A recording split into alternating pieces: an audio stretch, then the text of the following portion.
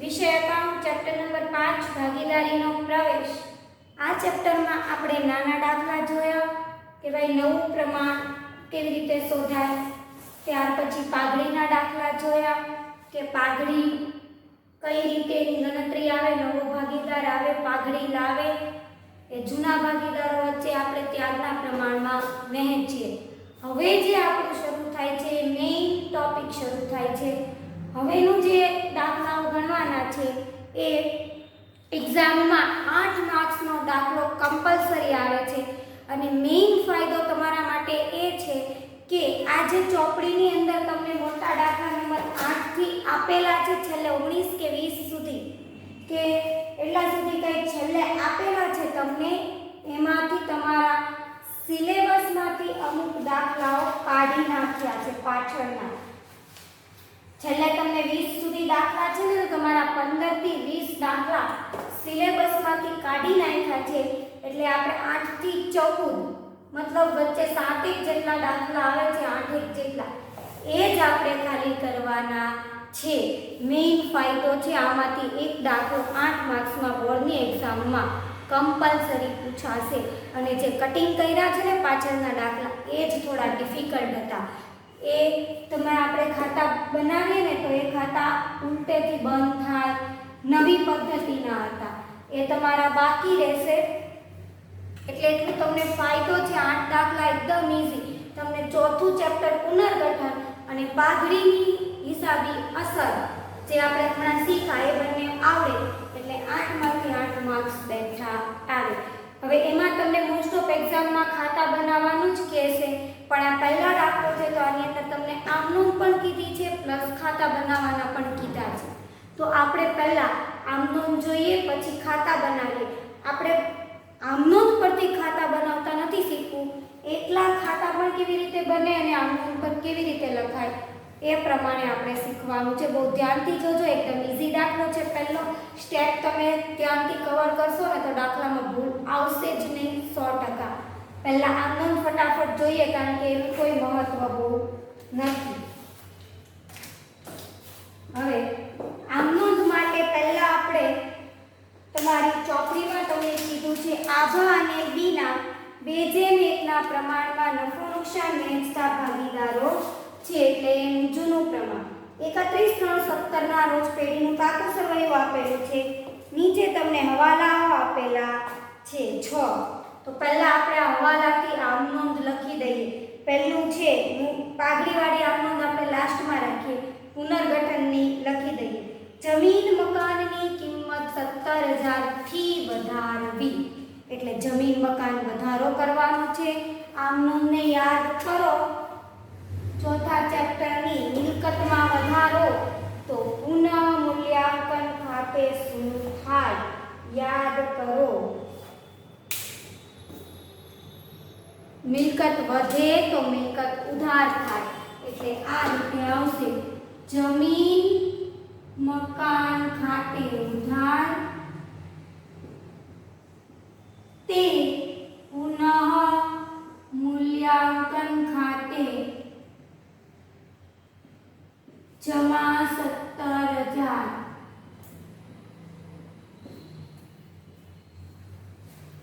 Next ત્યાર પછી છે યંત્રોની કિંમત 32,000 સુધી ઘટાડવી। યંત્રો ઘટાડવાના છે 32,000 સુધી ઘટાડવાની, એટલે જો તમારા યંત્રો કેટલાના છે 40,000 ના યંત્રો આપેલા છે, 32,000 સુધી ઘટાડવી, એનો મતલબ સુધી શબ્દ હોય ત્યારે ડિફરન્સની રકમ લેવાની। 40,000 છે 32 સુધી ઘટાડવાની એટલે 8,000 નો ઘટાડો થાય છે।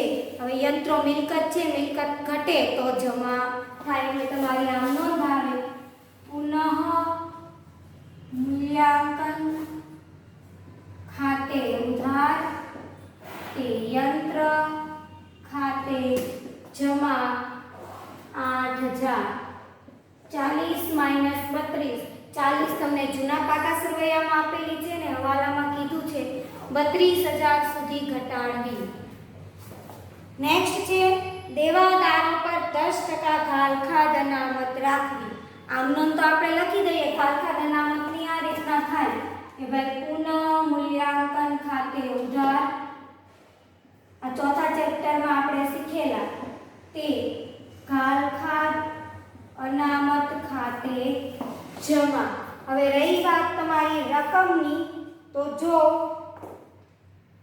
24,000 તમારા શું છે? દેવાદારો છે 24,000 અને 10% સુધી તમને ઘટાડવાની કીધી છે.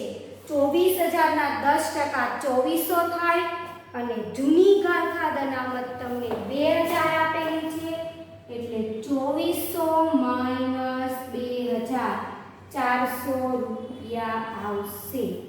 જૂની ગાળખાદ અનામત આપેલી હોય ત્યારે તમારે બાદબાકી કરવાની રહેશે.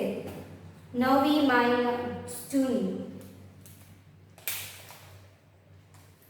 નેક્સ્ટ કીધું છે નહીં ચૂકવેલ વીજળી બિલ 1100 ની જોગવાઈ કરવી. નહીં ચૂકવેલ વીજળી બિલની 1100 ની જોગવાઈ કરવાની કીધી છે. એટલે ચૂકવવાનું બાકી છે. ચૂકવવાનું બાકી એ દેવું છે. આપણે ચૂકવીશું તો દેવામાં શું થશે? વધારો. દેવામાં વધારો થાય એટલે દેવું જમા થાય. કારણ કે મિલકતમાં વધારો થાય તો મિલકત ઉધાર થાય. દેવામાં વધારો થાય તો દેવું જમા થાય. એટલે પુનઃ મૂલ્યાંકન ખાતે ઉધાર તે નહીં ચૂકવેલ અથવા ચૂકવવાના બાકી વીજળી બિલ ખાતે 1100. છેલ્લું ત્રણેય ભાગીદારોનું પ્રમાણે તમને નવું પ્રમાણ આપેલું છે. હવે પછી તમારે જોવાનું કે દાખલા જૂના પાકા સરવૈયામાં અનામતો કેટલી આપેલી છે. તો આપણે બધી અનામતોની વહેંચણી કરવી પડે. તો જો મૂડી દેવા બાજુ પર જે કાંઈ અનામતો છે એ અનામત ઉધાર થાય અને ભાગીદારોના મૂડી ખાતા જમા થશે. સામાન્ય અનામત છે અને કારીગર વળતર અનામત છે. તો બંનેની પહેલા નોંધ લખી દઈએ. આ રીતે આવે. સામાન્ય અનામત ખાતે ઉધાર તે જૂના ભાગીદારો વચ્ચે જ વહેંચાય, નવો આવે નહીં. આભાના મૂડી ખાતે તે બીનાના મૂડી ખાતે.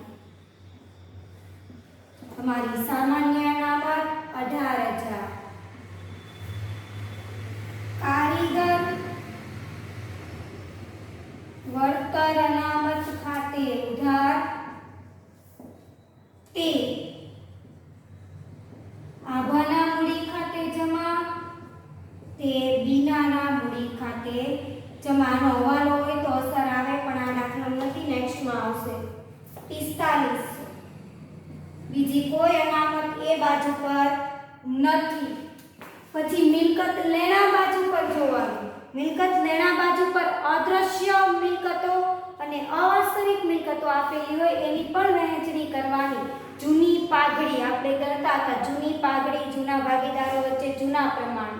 તો આ પણ પાઘડી અદ્રશ્ય મિલકત કહેવાય એટલે આપણે પાઘડીની વહેંચણી કરવાની. ફક્ત પાઘડીની જ થાય, બીજી અદ્રશ્ય મિલકતની વહેંચણી થાય નહીં.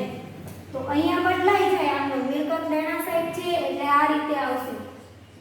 આભાના મૂડી ખાતે ઉધાર, બીનાના મૂડી ખાતે ઉધાર, તે પાઘડી ખાતે જમા 18,000. પછી છેલ્લું એકદમ જાહેરાત ઝુંબેશ ખર્ચ છે. તો એની પણ તમારે વહેંચણી આ જ રીતે કરવાની. અવાસ્તવિક મિલકતની આભાના મૂડી ખાતે ઉધાર, બીનાના મૂડી ખાતે ઉધાર, તે જાહેરાત ઝુંબેશ ખર્ચ ખાતે જમા. બધી અનામત અને અવાસ્તવિક મિલકતોની વહેંચણી કરવાની. જૂની પાઘડી હોય તો પણ વહેંચણી આ બધું જૂના પ્રમાણમાં કરવાનું. જૂનું પ્રમાણ છે તમારું 2/1. તો ચાલો બધાને સામાન્ય અનામતથી વહેંચતા જાઓ. 18,000 ને 2/1 માં વહેંચો તો 12,000 અને 6,000. ત્યાર પછી છે કારીગર અકસ્માત વળતર. એને 2/1 માં વહેંચો તો 3,000 અને 1,500. પાઘડી 18,000 છે, 2/1 માં વહેંચો તો 12,000 અને પછી જાહેરાત, ઝુંબેશ, ખર્ચ જે છે તમારું એને વહેંચો 6000 તો 4000 અને 2000. હજી એક અનામત આપણું રહી જાય છે, જો રોકાણ અનામત. પણ અહીંયા તમારે રોકાણ અનામતની પણ આ રીતે જ વહેંચણી કરવાની. મૂડી દેવા બાજુ પર છે એટલે અનામત ઉધાર થશે. રોકાણ અનામત ખાતે ઉધાર તે આભાના મૂડી ખાતે. આ રોકાણ અનામત અને કારીગર બંનેમાં હવાલાઓ પણ આવી શકે એટલે જોઈને એની વહેંચણી કરવાની. તમારું રોકાણ અનામત છે 1500 નું, એને વેચો 2 માં તો 1000 અને 500. બરાબર. આ અનામતોની વહેંચણી થઈ ગઈ. આ એની આમ નોંધ છે. હવે આપણે પાઘડીની આમ નોંધ જોઈએ જે રહી ગઈ છે. નવો ભાગીદાર છે ઋષિલ. ઋષિલ મૂડી પેટે 1 લાખ અને પાઘડી પેટે 24000 રોકડા લાવશે. હવે એના માટે પાઘડીની આમ નોંધ માટે આપણે પહેલા ત્યાગનું પ્રમાણ ને બધું શોધવું પડશે. તો આપણે પહેલા આ 9 આમ નોંધ છે, હજી આમાં એક ખાતાઓ બનાવીશું એટલે પુનઃ મૂલ્યાંકન ખાતું આવશે, એ બંધ કરશો એટલે જે નફો ખોટ આવે એની એક આમ નોંધ આવશે. અને પાઘડીની આમ નોંધ કરતા પહેલા આપણે ત્યાગનું પ્રમાણ શોધવું પડશે. તો તમારે જાતે શોધી લેવાનું છે, હું નથી શોધાવાની. જૂનું પ્રમાણ છે 2:1 અને નવું પ્રમાણ આવ્યું તમારું 2:1:2. બરાબર. તો એના પરથી ત્યાગનું પ્રમાણ શોધી લો. પછી આપણે પાઘડીની આમ નોંધ લખીએ અને પછી દાખલાના ખાતા બનાવીએ. ફક્ત આભા અને બીનાનું ત્યાગનું પ્રમાણ શોધવાની જરૂર નથી. અહીંયા જો 2:1 અને નીચે નવું પ્રમાણ પણ 2:1:2 શોધશો તો પણ 2:1 જ આવશે તમારું ત્યાગનું પ્રમાણ. તો આપણે હવે પાઘડીની આમ નોંધ જોઈએ. પાઘડીવાળી આમ નોંધ પહેલો વાલો ઋષિ 1 લાખ મૂડી અને 24000 પાઘડી પેટે રોકડા લાવશે.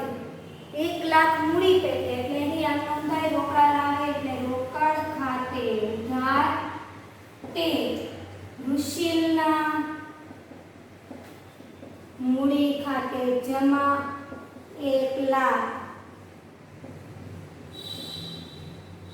બીજું પાઘડી પેટે પણ 24000 રોકડા લાવે છે તો રોકડ ખાતે ઉધાર તે પાઘડીના પ્રીમિયમ ખાતે જમા 24000. હવે બંનેનો ત્યાગ થાય છે તો આ પાઘડીનું પ્રીમિયમ જૂના ભાગીદારો વચ્ચે ત્યાગના પ્રમાણમાં વહેંચવાનું એટલે પાઘડીના પ્રીમિયમ ખાતે ઉધાર તે આભાના મૂડી ખાતે જમા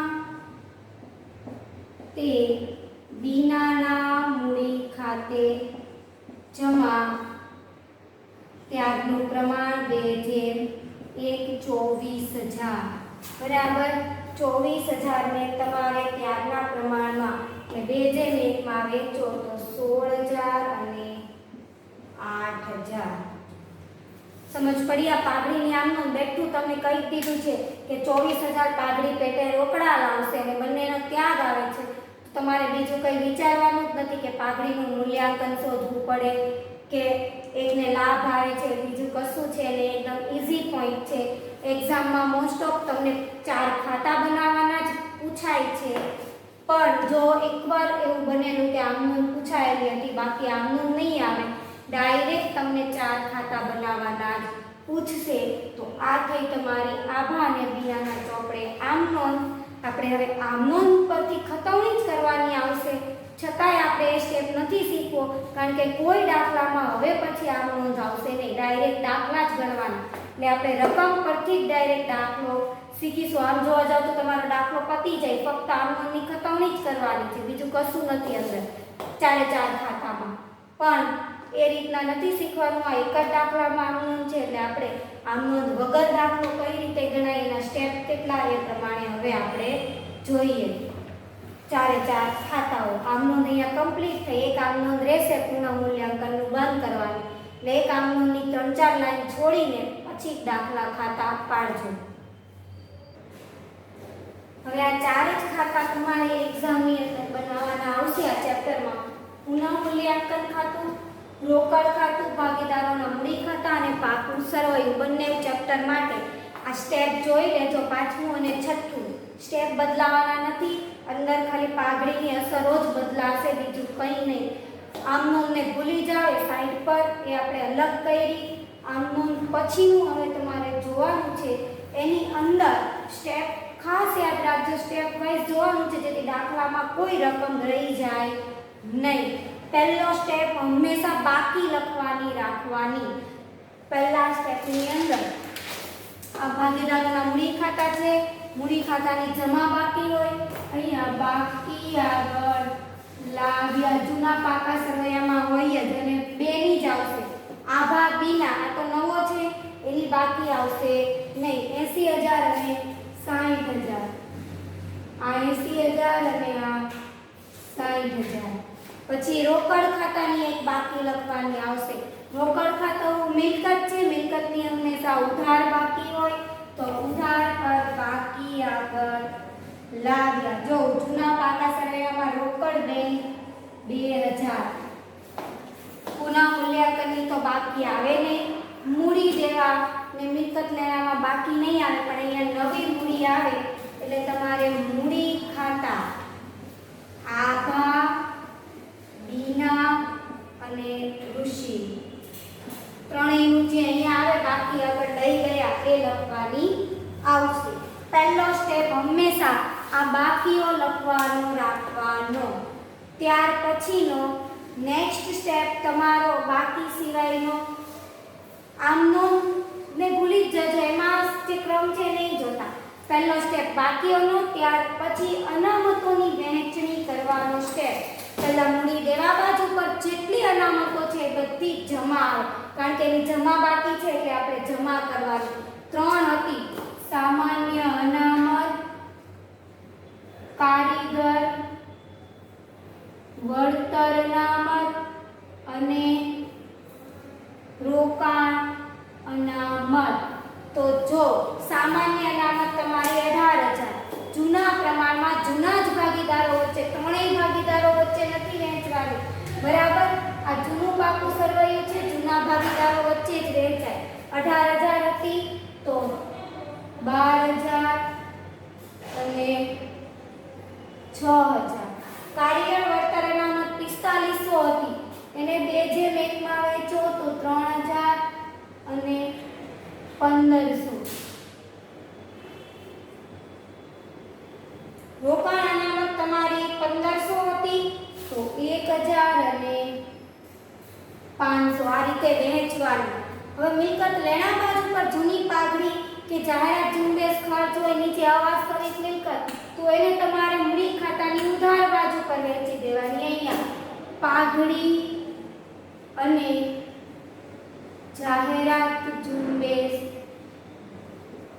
તમારી જૂની પાઘડી 18,000 એ પણ તમારે બંને 2 જેમ 1 ના પ્રમાણમાં જૂના ભાગીદારો વચ્ચે જ વહેંચવાની, એટલે 12,000 અને 6,000.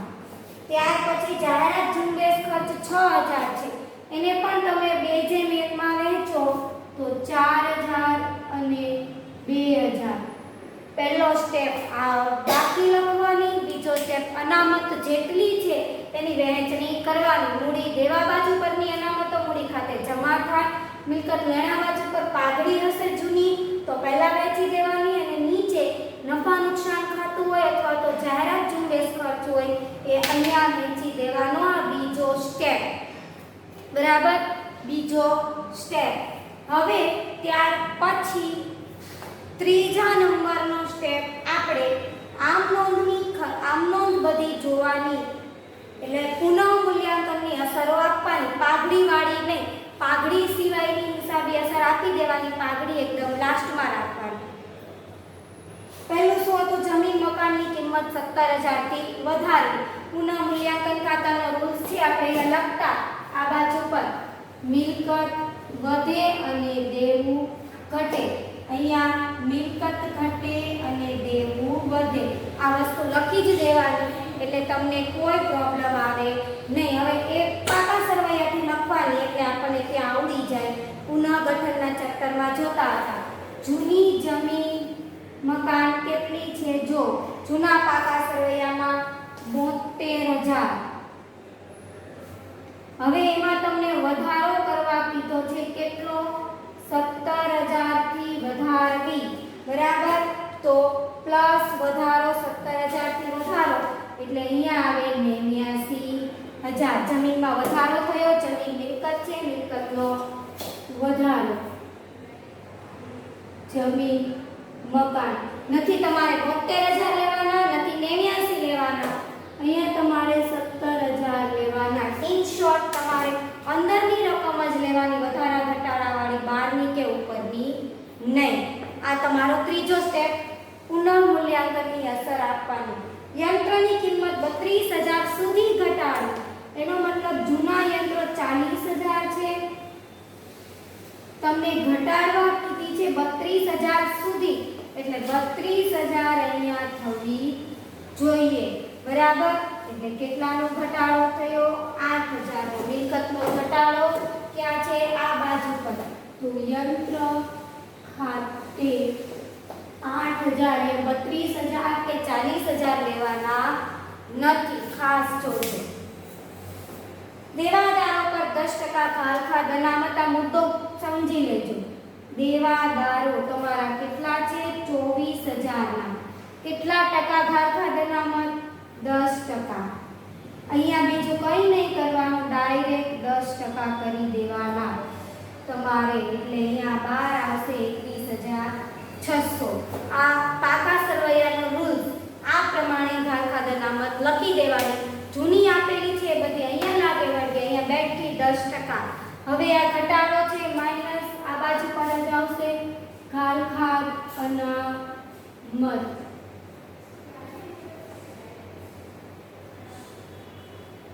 2400 છે. જૂના પાકા સરવૈયામાં કેટલી આપેલી છે?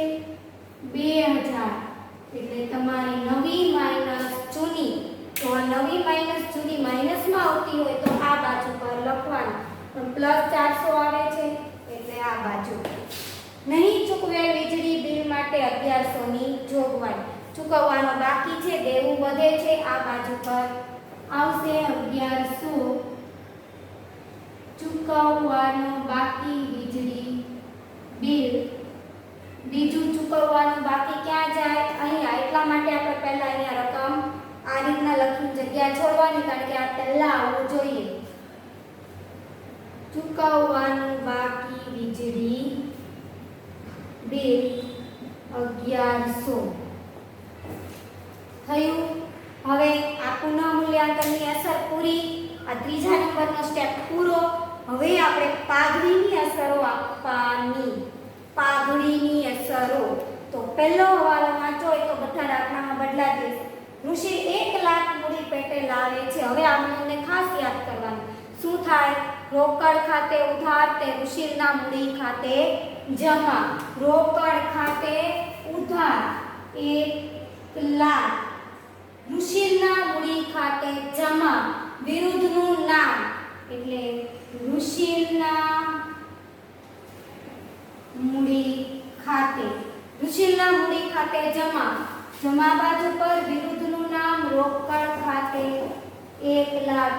હંમેશા નવા ભાગીદારના મૂડી ખાતાની રકમમાં એક જ રકમ આવશે, બીજી કોઈ રકમ આવશે નહીં. જો અંશતઃ રોકડમાં લાવશે તો જ અહીંયા રકમ આવશે, બાકી એક્સ્ટ્રા રકમ આવશે નહીં. ખાસ ધ્યાન રાખજો. બીજી આમનોંધ આપણે પાઘડી પેટે 24,000 રોકડા લાવ. તો એની આમનોંધ શું કરીએ? રોકડ ખાતે ઉધાર તે પાઘડીના પ્રીમિયમ ખાતે જમા. રોકડ ખાતે ઉધાર, વિરુદ્ધનું નામ પાઘડીના પ્રીમિયમ ખાતે. પાઘડીના પ્રીમિયમનું ખાતું જ નથી તો બીજી ખતવણી કરવાની થતી નથી. બીજું કંઈ તમે કરો તો આમનોંધને યાદ રાખવી જરૂરી નથી, પણ પાઘડીની ખતવણી કરો, પાઘડીની હિસાબી નોંધ આપો ત્યારે આમનોંધને યાદ કરવાની અને એ જ પ્રમાણે રોકડ અને મૂડી બંને ખાતામાં ખતવણી કરવાની. આ બે થયું. હવે પાઘડીનું પ્રીમિયમ આપણે જૂના ભાગીદારો વચ્ચે વહેંચીએ ત્યારના પ્રમાણમાં તો આનું શું કરતા હતા? પાઘડીના પ્રીમિયમ ખાતે ઉધાર તે આભાના મૂડી ખાતે જમા તે બીનાના મૂડી ખાતે જમા. એટલે પાઘડીના પ્રીમિયમ ખાતે ઉધાર, પણ ઉધાર આપણે પાઘડીનું પ્રીમિયમ ખાતું બનાવ્યું નથી એટલે એ અસર આવશે ને. બંનેના મૂડી ખાતે જમા, તો બંનેના મૂડી ખાતાની જમા બાજુ પર વિરુદ્ધનું નામ પાઘડીના પ્રીમિયમ ખાતે. તમે આમ નોંધ કરી ત્યારે આપણે 24,000 ને 2:1 ત્યાગના પ્રમાણમાં વહેંચ્યું તો ત્યાગના પ્રમાણમાં વહેંચતા રકમ શું આવી? આભાની આવી 16,000 અને બીનાની આવી 8,000. થઈ ગઈ આ ખતવણી, બરાબર. આ પાઘડીની 3 નોંધની ખતવણી થઈ ગઈ. પહેલી જ હોય ને રોકડ ને નવા મૂડી ખાતે એ બંનેમાં આવે, બાકી પાઘડીનું પ્રીમિયમ બનાવતા નથી એટલે એક જ નોંધ થાય. તો પછી આ પાઘડીની હિસાબી નોંધ આપી દેવાની. આ થયો તમારો ચોથો સ્ટેપ. ત્યાર પછી પાંચમો સ્ટેપ, હાથમાં ચોપડી લેવાની, જૂનું પાકું સરવૈયું લેવાનું, એની અંદર પહેલેથી વિગત જોતા જવાની. જે વિગત બાકી છે લખવાની, કારણ કે બધી વિગતમાં હવાલા આવે જરૂરી નથી. અમુક વિગતને હવાલા અસર નથી કરતા, તો એ બેઠી પાકા સરવૈયામાં જ્યાં છે ત્યાં લખવાની. પહેલા જો મૂડી ખાતા આપેલા છે તો આપણે આ બંધ કરશું અને જે આવશે એ અહીંયા લખવાના છે. સામાન્ય અનામત તો થઈ ગઈ વહેંચણી, કારીગર વળતર થઈ ગઈ, રોકાણ અનામતની પણ થઈ ગઈ. લેણદારો ક્યાંય આવ્યો હવાલો નથી, તો લેણદારો છે તમારા 28,000. બેઠા લખો લેણદારો, હવાલો નથી એને કઈ અસર થતી.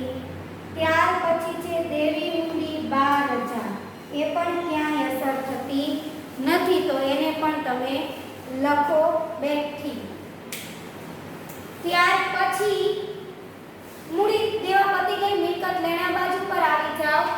પાઘડીની અસર થઈ ગઈ, જમીન મકાન આવી ગયું, યંત્રો પણ આવી ગયું. સ્ટોક 36,000 નથી આવ્યો, લખો સ્ટોક 36,000. ત્યાર પછી દેવાદારો આવી ગયા, રોકાણો 8,000, લખો રોકાણો 8,000. નેક્સ્ટ રોકડ બેંક, એ તો ખાતું જ બનાવ્યું છે ને એ બંધ કરતા અહીંયા જ આવશે રોકડ અને બેંક. અને છેલ્લે જાહેરાત ઝુંબેશ ખર્ચ આવી ગયું, જે નથી આવ્યું એની નોંધ થઈ ગઈ. હવે તમારે 6 નંબરનો સ્ટેપ ખાતા બંધ કરવાના. પહેલા પુનઃ મૂલ્યાંકન ખાતું તમારે બંધ કરવાનું રહેશે. કઈ બાજુ વધારે છે? આ બાજુ 17,000. 17,000 માંથી ડિફરન્સ ખોલો એટલે 1,500, ડિફરન્સ કાઢો એટલે 7500 રૂપિયા આવે. એટલે અહીંયા નફો કહેવાય. આ બાજુ આવે તો શું કહેવાય? ખોટ. તો આ તમારે જૂના ભાગીદારો વચ્ચે જૂના પ્રમાણમાં વહેંચવાનું. 2:1 ના પ્રમાણમાં વહેંચો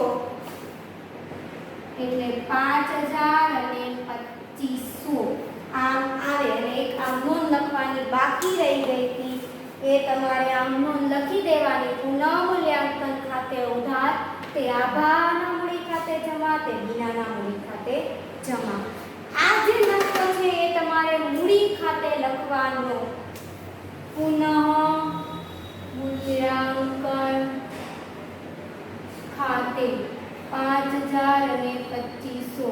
ખોટ હોય તો અહીંયા આવે, નફો હોય તો અહીંયા આવે. તમે આના પછી આ ખાતું બનાવી શકો આગળ પાછળ, પણ પહેલું અને છેલ્લું તો આ જ રાખવાનું. ત્યાર પછી રોકડ ખાતું આપણે હવે બંધ કરીએ. તો રોકડ ખાતાનું આ બાજુનું ટોટલ તમારું 1,26,000. અહીંયા કઈ છે નથી તો 1,26,000 બાકી આગળ લઈ ગયા. બેઠી અહીંયા 1,26,000 રોકડ ઓબ્લિક બેંક ખાતે. હવે મૂડી ખાતા બંધ કરવાના. મોસ્ટ ઓફ મૂડી ખાતાની જમા બાકી જ હોય એટલે વિગત આ બાજુ પર જ તમારી ખૂટશે, બાકી આગળ લઈ ગયા. અહીંયા તો જો 1 લાખ જ છે એટલે 1,26,000 લાખ જ આવશે. આભાના ખાનાનું જમા બાજુનું ટોટલ તમારું કરો કેટલું આવે? 1,17,000. એમાંથી ઉપરનું બાદ કરો તો કેટલું આવશે?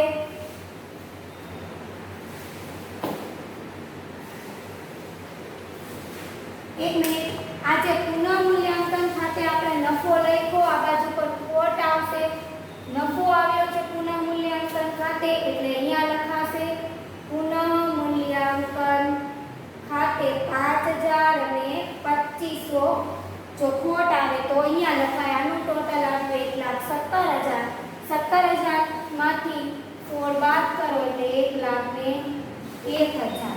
બીનાના ખાતાનું ટોટલ આવશે 78,500. એમાંથી ટોટલ 8,000 બાદ કરો એટલે 70,500. આ રીતના આનું ટોટલ કરીને આ બાદ કરવાની અને આપણે 3 બાકી તમારે અહીંયા લખવાની 1,01,000, 70,500 અને 1,00,000. 3 નું ટોટલ 2,71,500 આ બાજુ પર લખવાનું. હવે તમે બંને બાજુનું ટોટલ કરો તો 3,12,000 તમારું ટોટલ આવી જાય.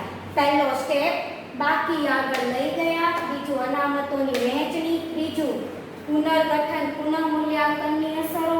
ચોથું પાઘડીવાળી નોંધ. પાંચમું જે રહી ગયું છે એ વસ્તુ લખવાની. અને છઠ્ઠું ખાના બંધ કરવાના. આ અહીંયા જાય, આ અહીંયા જાય. સમજ પડી? અને આ અહીંયા આવે. ક્યાંથી ક્યાં જાય એ પણ ખાસ જોવાનું. આને રિલેટેડ ઉદાહરણ છે એ પણ ગણજો. સ્વઅધ્યાયનો દાખલો પણ ગણજો. જો એમાં કંઈ નહીં સમજ પડે તો પૂછજો. બરાબર? આ તમારો 8 માર્ક્સનો દાખલો આ જ સ્ટેપમાં ગણવાનો. એટલે કોઈ રહી નહીં જાય, કોઈ ભૂલ નહીં આવે, કોઈ બાકી રહે નહીં. બરાબર? અહીંયા તમારો દાખલો પૂરો થાય છે. હવે તમારે આગળ સ્વઅધ્યાયન અને એનો દાખલો ગણી નાખવાનો. નહીં સમજ પડે તો પૂછજો. નેક્સ્ટ આપણે જોઈશું સ્ટેપ વાઇઝ દાખલો ગણજો. 8 માર્ક્સમાં પૂછાશે, ઇમ્પોર્ટન્ટ છે, ખાસ ધ્યાન રાખજો. અસ્તુ, આભાર.